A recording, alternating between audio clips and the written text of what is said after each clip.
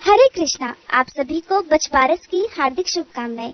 हर साल श्री कृष्ण जन्माष्टमी के ठीक 4 दिन बाद और भाद्रपद मास के कृष्ण पक्ष की द्वादशी को बछबारस के रूप में या गोवत्स द्वादशी के रूप में मनाया जाता है और इस दिन अपने पुत्र की रक्षा के लिए, अपने पुत्र के सुखद जीवन के लिए ये व्रत रखा जाता है।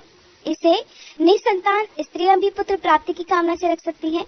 इस दिन पूरे विधि विधान से गाय के साथ बछड़े की पूजा करने की परंपरा है। मान्यता है कि सभी देवी देवताओं का गौ माता में वास होता है और गाय और बछड़े की एक साथ पूजा करने से भगवान श्री कृष्ण बहुत प्रसन्न होते हैं, क्योंकि भगवान श्री कृष्ण को गौ माता से विशेष प्रेम था।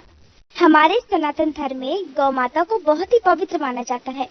ऐसा मानना है कि आज के दिन सिर्फ गौ माता के दर्शन मात्र से ही बड़े बड़े दान और यज्ञों का पुण्य प्राप्त हो जाता है।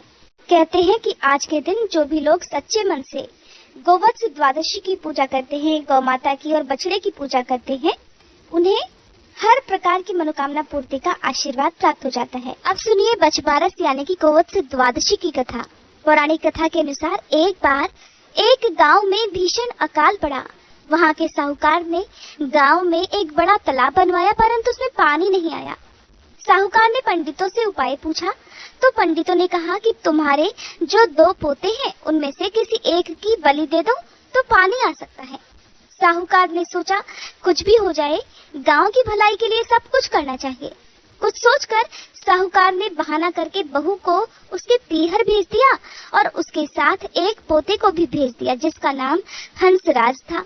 एक पोते को अपने पास रख लिया जिसका नाम बछराज था।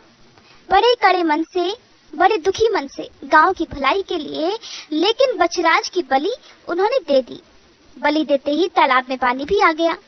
साहूकार ने तालाब पर एक बहुत बड़े यज्ञ का आयोजन करवाया, लेकिन किसी झिझक के कारण अपनी बहू को बुलावा नहीं भेजा। बहू के भाई ने कहा, बहन तेरे यहाँ इतना भारी उत्सव हो रहा है, फिर तुझे क्यों नहीं बुलाया? मुझे तो बुलाया है और मैं जा रहा हूँ। तो बहू कहने लगी, भाई बहुत से काम होते हैं, इसलिए शायद मुझे बुलाना भूल गए होंगे। अपने घर में जाने में कैसी शर्म, चलो मैं भी तुम्हारे साथ चलती हूँ। जब बहू अपने घर पहुंची तो सास ससुर डरने लगे कि बहू को क्या जवाब देंगे। फिर भी सास कहने लगी, बहू चलो बछबारस की पूजा करने के लिए तालाब पर चलते हैं। फिर दोनों सास बहू ने मिलकर बछबारस की पूजा की। वहाँ सास ने कहा, बहू तालाब के किनार को खंडित कर दो।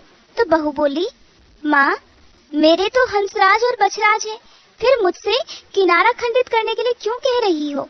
सास बोली, बहू जैसा मैंने कहा है वैसा ही करो। बहू ने सास की बात मानते हुए किनार खंडित कर दी और बोली, आओ मेरे हंसराज, बछराज और लड्डू उठाओ। सास मन ही मन भगवान से प्रार्थना करने लगी, हे कान्हा जी, हे बछबारस माता, मेरी लाज रखना। भगवान की कृपा हुई, बछबारस माता की कृपा हुई। तालाब की मिट्टी में लिपटा हुआ बछराज और हंसराज दोनों ही दौड़ते हुए वहां आ गए। बहू पूछने लगी, सासू माँ ये सब क्या है?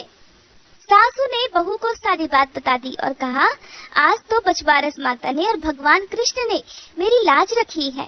आज भगवान की कृपा से सब कुछ कुशल मंगल है। हे बछबारस माता, जैसे आपने सासू माँ की लाज रखी वैसे ही सबकी लाज रखना। खोटी की खरी, अधूरी की पूरी। जय श्री कृष्णा। ऐसी मान्यता है कि सभी देवी देवताओं और पितरों को यदि एक साथ प्रसन्न करना हो तो गौ माता की सेवा से बढ़कर कोई दूसरी पूजा नहीं है। गौ माता को बस आज के दिन एक ग्रास खिला दो तो वह सभी देवी देवताओं तक अपने आप ही पहुंच जाता है।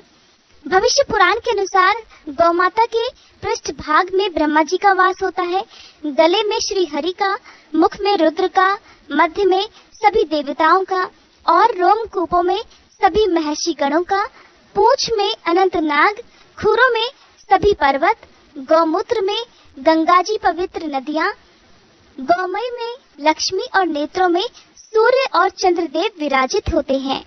ये थी गोवत्स द्वादशी की कथा। अब जानिए पूजा विधि के बारे में। जो लोग उपवास नहीं रख सकते उन्हें भी आज के दिन गौ माता के साथ बछड़े की पूजा करके व्रत की कथा अवश्य ही पढ़नी और सुननी चाहिए।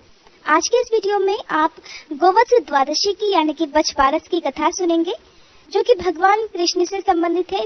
इस दिन व्रत रखने वाली महिलाएं या केवल पूजा पाठ करने वाली महिलाएं सुबह जल्दी स्नान करके साफ स्वच्छ वस्त्र धारण करती हैं। इसके बाद गाय के साथ बछड़े को भी स्नान कराया जाता है और उन्हें नए वस्त्र अर्पित किए जाते हैं। नए वस्त्र के रूप में आप उनके ऊपर धूप न लगे या उन्हें सर्दी न लगे, इस तरह का कोई भी चादर वगैरह नया रंगीन आप उन्हें उड़ा सकते हैं। गाय और बछड़े को आज के दिन फूलों की माला पहनाई जाती है। दोनों के माथे पर चंदन का तिलक लगाया जाता है, रोली कुमकुम लगाई जाती है और गौमाता के सींगों पर घी लगाकर गौमाता के सींगों को फूलों से सजाया जाता है। धूप दीपक जलाकर गौमाता की और बछड़े की आरती की जाती है। आज के दिन गौमाता के खुरों के नीचे से जो मिट्टी होती है उसे अपने माथे पर तिलक के रूप में लगाना बहुत ही शुभ फलदायी माना जाता है। इस दिन गौमाता की और बछड़े की 7 बार परिक्रमा करनी चाहिए। यदि आप 7 बार परिक्रमा नहीं कर पाए तो 3 बार भी परिक्रमा कर लेनी चाहिए और परिक्रमा करते समय भगवान कृष्ण का ध्यान जरूर करना चाहिए। आज के दिन गौमाता को हरा चारा, भीगे हुए बाजरे या मूंग खिलाना चाहिए। साथ ही घी का दीपक जलाना चाहिए। गौमाता के आसपास या गौशाला में आप घी का दीपक यदि गोधूली बेला में जलाते हैं तो उसका पुण्य अधिक प्राप्त होता है। इस दिन व्रत रखने वाली महिलाओं को गाय का दूध, गेहूं, चावल या फिर दही नहीं खाना चाहिए। बाजरे की ठंडी रोटी आज के दिन खाई जाती है। अगर जरूरी हो तो गाय की जगह पर भैंस के दूध का आज के दिन इस्तेमाल किया जाता है। शास्त्रों में ऐसा माना गया है कि आज के दिन से ही भगवान श्री कृष्ण ने गौएं चराना प्रारंभ किया था। इस दिन को इसीलिए गौवत्स द्वादशी के रूप में मनाया जाता है। आज के दिन गौ माता को स्नान कराते समय या माता को भोग अर्पित करते समय, गौ माता की पूजा करते समय इस प्रकार कहना चाहिए कि समुद्र मंथन के समय क्षीर सागर से उत्पन्न सुर तथा असुरों द्वारा नमस्कार की गई देव स्वरूपिणी माता, आपको बार बार नमस्कार है। मेरे द्वारा किए गए इस अर्घ्य को आप स्वीकार कीजिए।